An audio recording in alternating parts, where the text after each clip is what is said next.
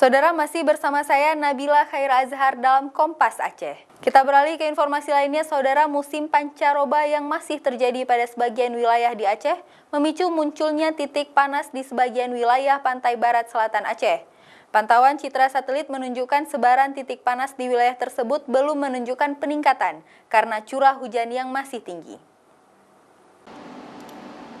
Dari pantauan citra satelit Terra Aqua, sebaran titik panas di wilayah barat selatan Aceh hingga saat ini belum menunjukkan peningkatan.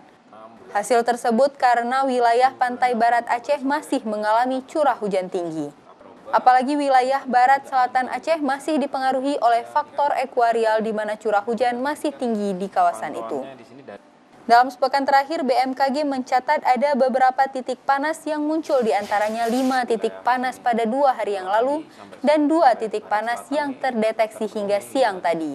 BMKG Stasiun Belang Bintang Banda Aceh memperkirakan sebaran titik panas akan banyak terjadi pada bulan Mei hingga Agustus mendatang seiring dengan musim kemarau yang melanda Aceh.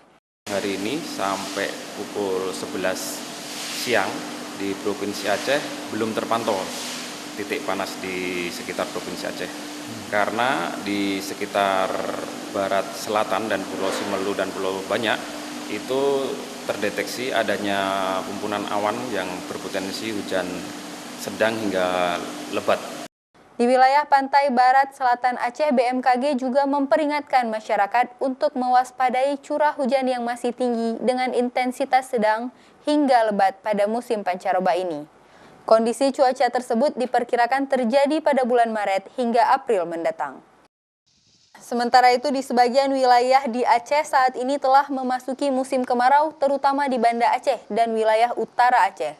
Saat ini suhu panas rata-rata mencapai 30 hingga maksimum mencapai 34 derajat Celcius. Dan diperkirakan cuaca panas ini akan terjadi pada bulan Juni hingga Agustus mendatang, yang suhunya dapat mencapai 36 derajat Celcius. Mustajab, Kompas TV, Banda Aceh.